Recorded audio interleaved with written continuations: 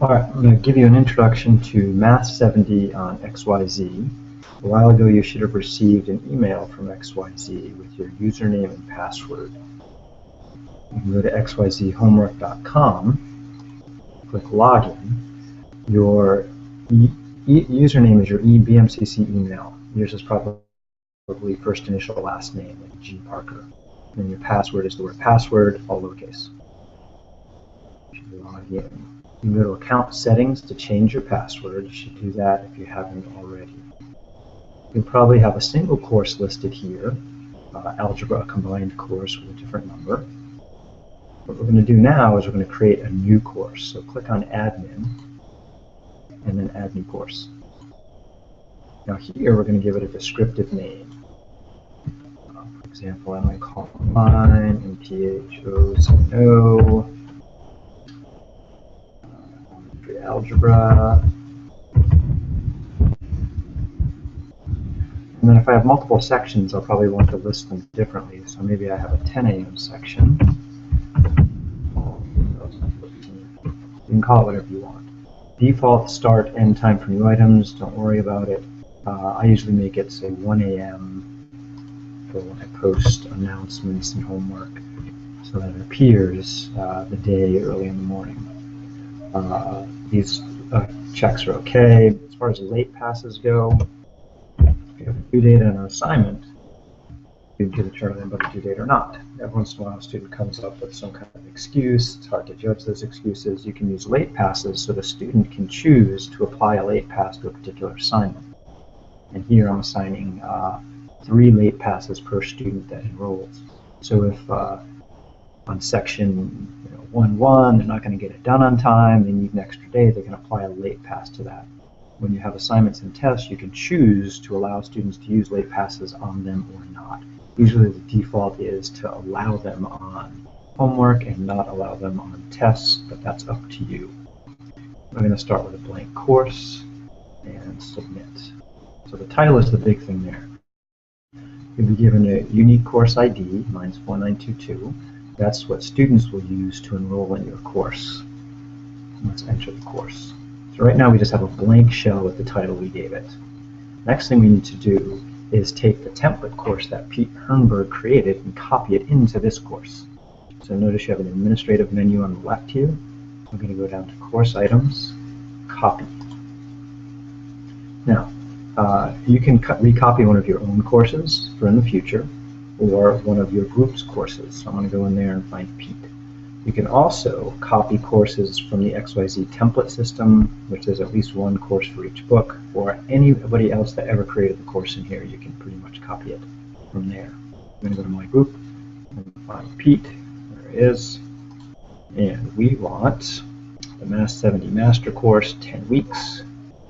So we select it and choose Select Course Items. Then we're given the choice to copy the whole course or selected items. I'll go over selected items later. Right now we want to copy the whole course. Offline items are things like quizzes or homeworks that aren't online that you put in the gradebook. I don't believe he has any, but we'll grab them just in case. You can always remove them later. Now what we have is a much more complete course, so covering everything we need here. There's a calendar. We can go to the right on the calendar and choose to show more. And so we can see that he has items. For example, this says section 1-1 is due on October 1st. So anytime you click one of these links in the calendar, it displays below the calendar what we just clicked on. 2-4 is due on October 14th, and so on. So these are the recommended due dates that Pete set up for the course, covering chapters 1 through 5. If you want to change any of those due dates, there's 2 ways you can do so. You can find the item down here, like suppose we don't like some chapter 2 due dates, and we can choose any particular item. The first part of the link is to the homework assignment. The second part of the link is to a video about that section. Sometimes they're by the author, Mr. McCaig. Sometimes they're by a student tutor. For a particular assignment, if you don't like the due date, you can go to Settings, and you can change the date that it's due. So we have a display date, we have a due date, and then we have an end review date. So for example, he has section 2.2 due on October 9th, and it's available for review forever after that, for the duration of the course, which is kind of cool. Students can go back and check it out. They can't change their grade. If you want to change many dates, the easiest way to do that is in the Mass Change section in the administrative menu on the left. So you can go to Mass Change Dates, click, and then here we have columns for start date, end date, and then further action. So suppose you wanted to, for chapter, let's see, we're playing chapter 2. Chapter 2 due dates range from October 9th all the way up to October 16th. Suppose you wanted to bump all of those up a couple of days. The easiest way to do that is to pick the first date you want to change. Maybe we want to make that on the 13th. And then what we do is select that and the dates and all relevant assignments below it.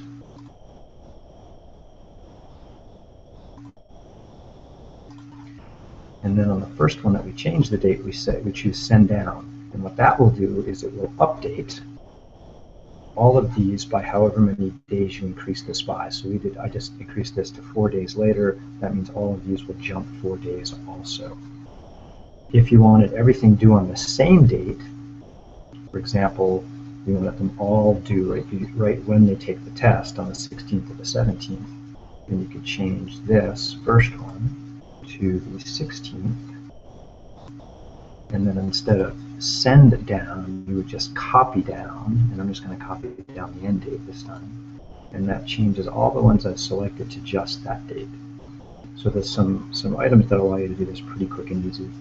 Notice as for the available date, he has everything set to always, so students can see everything in the course, and then things have due dates. Homework they can get into anytime. Tests, there's probably a proctor password set up, so you can only get into the proctor test if you let them. If you even choose to use online tests, you don't have to. All right, back to the course here. Minimize the calendar. Go back to quarter weeks, which is the default. So if you hit the arrow in any particular group, so chapter 1 is a group, you can see all these things here. Again, students would not see these questions, settings, delete, copy, and so on. They'll just see that there's section homework and there's a video to go with the section. You can edit the homework if you choose by going into questions. Here you can choose to remove them. If you preview starting on the first one, it brings up this pop-up window and you can scroll through them. When you're looking at a homework assignment, both here and in the list, there's a description, and the description says what book it's from, what chapter, section, and problem number it relates to in the book. So this problem I'm looking at above is chapter 1, section 1. It resembles problems 9 through 14 in the textbook. Okay. All right. Each question also has a unique ID. You can alter questions. So suppose you want to choose some different ones for chapter 1 by going down into the library. Now notice library 1 is already selected for us, so we can pick other problems if we choose. The grade ones are already selected, the black ones have not been selected yet, so you can say, hey, I want to check out this problem right here because I like problems 23 through 24, and decide if you wanted to mark it for inclusion.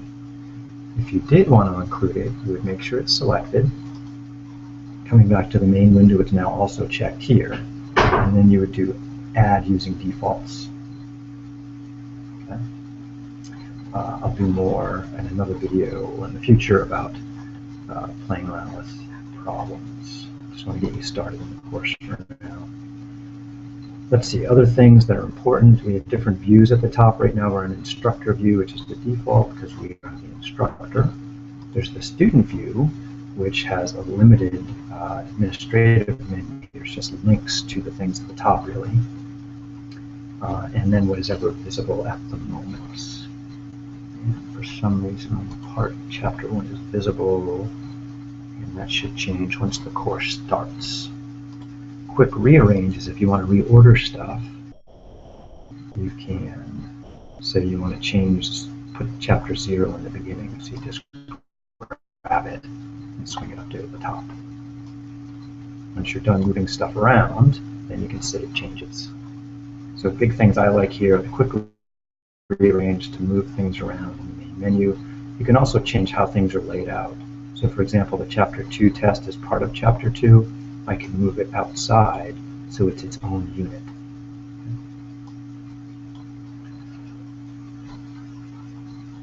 Back to instructor, page. Copy. Suppose you have another course in XYZ, or you were messing around earlier with the sample course that came with your login. You can choose to copy items from other courses. So for example, I might, from one of my other courses, from my version of combined algebra, I could choose to copy something. So I click the course I want, choose select course items, and then instead of whole course, I want to copy selected items. So then I can pick. I like my chapter 1 test, so I want to grab it and include it in my course. And when I do that, I can choose to adjust some specific settings on it. And I can choose to put it in the main page, which I believe puts it at the top, or I can put it wherever I want, like in chapter 1. And then I can copy it over. So it's really easy to switch anything from one course to another, from your course to your course, or from another instructor's course. Like maybe one of your colleagues has something you really like. You would then go to my courses group and say I really like what Bob Hillenbrand did, so I'd look up on Bob's courses, and then I would find whatever I want inside of it and copy it over. Alright, back. Other things that you'll need to look at. Messages is a place, it's kind of like email, but within the system, from you to a student or a student to you. Forums, here Pete has them for the whole course or by chapter. They're places where you can do threaded discussion with students, student to student, and everything is visible. So if a student writes a question, other students can respond to it, and so can you, and vice versa. Roster, once students start enrolling, with the course ID you give them, you'll see them here. Same thing in gradebook. Gradebook lists all the things that are graded. Gradebook settings allow you to adjust the weights. So online homework he has at 30%. I wouldn't make online homework more than 30%. I think that's too much of a weight for that. It should be 30 or less. The final exam should be at least 20% or more, and tests and quizzes fit in between that. So online homework, no more than 30%, final exam, no less than 20% of the final grade. And you can do whatever else you want. You can also add new categories, like you can put a quizzes category, you can put a projects category, whatever you want. You can break categories down. You can have a chapter 1 category and a chapter 2 category. And that's what the add category button is for. And you can adjust how they're related to the total grade. Save changes when you're done. Calendar is the same calendar we saw earlier. One nice thing about calendar is manage events. You can do that here or back on the course view. And I like using events to write little things like what I'm doing on a particular day. So for example, I might add an event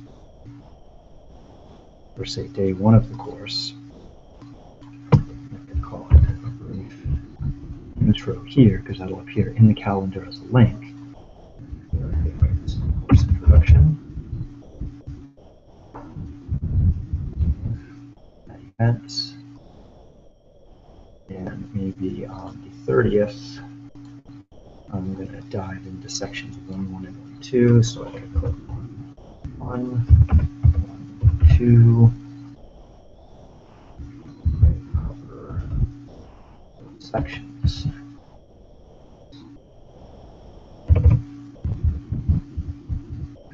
Like that. So then if I go back to the calendar, I'll see that on those days, if I click there, it says intro, course introduction.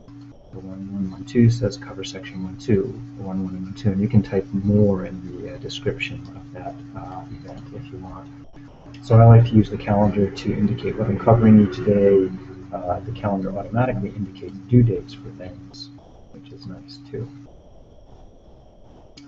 All right, I think that's it for now to get you started. So come in, play around, check out the assignments, check out the videos, decide what you want to use. If you have any questions, you can contact me, Gary Parker, or Pete Hernberg. Over and out. Have a good day.